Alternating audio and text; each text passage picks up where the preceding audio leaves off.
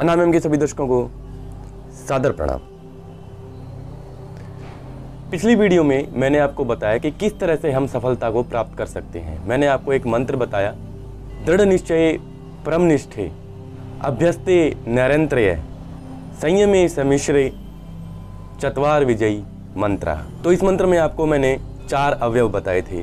पहला दृढ़ निश्चय यानी कि डिटर्मिनेशन, सेकंड परम निष्ठा यानी कि कंप्लीट डेडिकेशन और डिवोशन, थर्ड निरंतर अभ्यास the continuous practice, and the fourth संयम पेशेंस। अब आज की वीडियो में मैं आपको बताता हूँ कि किस तरह से योग के द्वारा हम इन चारों अवयवों को अपने शरीर और मन के अंदर धारण कर सकते हैं। सबसे पहले हम करेंगे ताड़ासन। जितना ज़्यादा हो सके इस आसन में रुकने की कोशिश करें, कम से कम 30 सेकंड से 1 मिनट तक।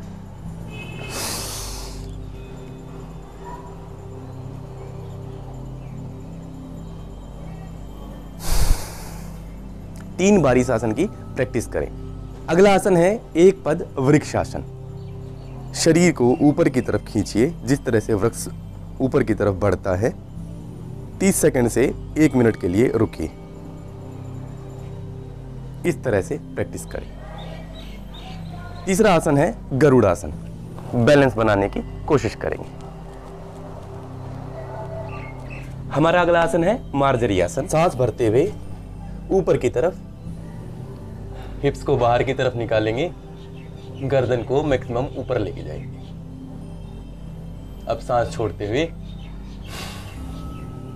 पेट को जितना हो सके अंदर की तरफ संकुचित करेंगे। पीठ को अपर जो हमारा थोरैसिक है उसको बाहर की तरफ निकालेंगे। 3 से 5 बार इसका अभ्यास कीजिए। इसके बाद करेंगे हम वीर आसन। इस तरह से एक पैर को हिप के नीचे रखते हुए दूसरा पैर सीधा खड़ा करेंगे। हाथ को इस तरह ऊपर रखेंगे और अपनी हथेली पर ठुड्डी को रखेंगे, दूसरा हाथ घुटने पर, और यहाँ पर शांत चित्त भाव से बैठेंगे बिना हिले डुले। अगला आसन है अर्ध मत्स्येंद्रासन। इस तरह से पोजीशन करने के बाद हाथ को सीधा करते हुए, सांस को छोड़ते हुए हमारे पैर को पकड़ेंगे, राइट हैंड से लेफ्ट पैर, दूसरा हाथ पीछे की तरफ लेके जाएंगे और नाभि के पास लेके आ जाएंगे। सांस भरते हुए पीछे की तरफ ट्विस्ट करेंगे। इसी तरह दूसरे पैर से।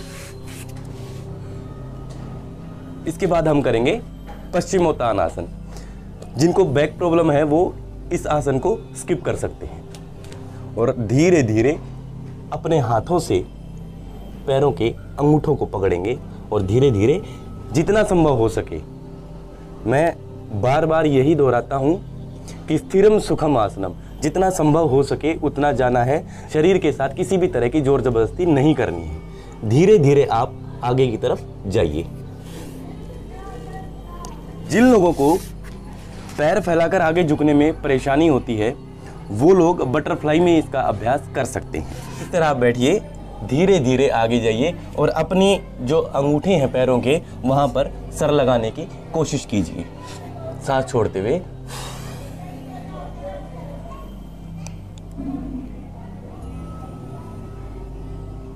इसके पश्चात हम करेंगे पाशनी मुद्रा। पैरों को सीधा कीजिए, धीरे धीरे पैरों को ऊपर उठाइए, जितना धीरे हो सके। सर्वांगासन में आइए और फिर हलासन में चले जाइए। धीरे धीरे घुटनों को मोड़ लीजिए और जो हमारे घुटने हैं ये कान के पास हमारे आ जाएं।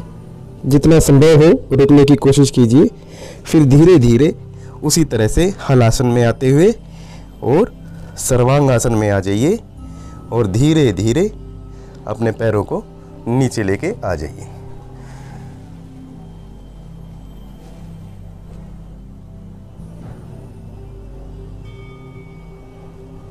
अगला हमारा आसन है सुप्त वज्रासन। इस तरह वज्रासन में बैठते हुए धीरे धीरे पीछे जाइए, कोहनियों का सहारा लेते हुए, और हमारा जो चोटी वाला हिस्सा है उसको मैट पर रख लीजिए। जितना ज़्यादा हो सके आप यहाँ रुकने की कोशिश कीजिए, 30 सेकंड से 1 मिनट।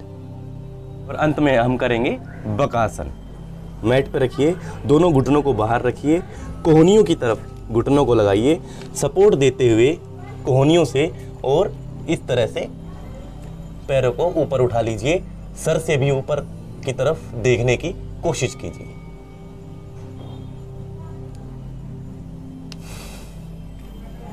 सांस छोड़ते हुए नॉर्मल पोजीशन में इस तरह से हम आसनों का अभ्यास करेंगे। आसनों के अभ्यास के बाद हमें प्राणायाम करना चाहिए। आप जिस प्राणायाम में दक्ष हों वो प्राणायाम आप अवश्य ही करें।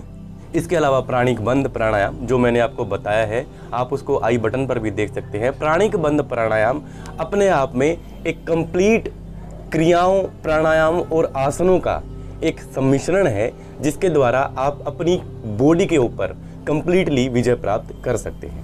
सप्ताह में 2 बार कुंजल का अभ्यास करें। कुंजल के लिए भी आप मेरी वीडियोस देख सकते हैं किस तरह से हमें कुंजल करना चाहिए। और जितना हो सके हफ्ते में 3 या 4 बार जल नीति का अभ्यास अवश्य ही करें।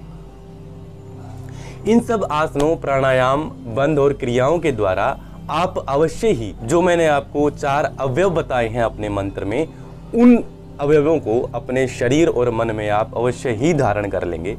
आशा है आप इन आसनों, प्राणायाम, बंद और क्रियाओं का अभ्यास रेगुलरली करेंगे और अपने शरीर, अपने परिवार, अपने समाज और अपने देश की उन्नति में एक सहयोग प्रदान करेंगे। आने वाली वीडियोज़ में आपसे फिर मिलता हूं, तब तक के लिए सादर प्रणाम।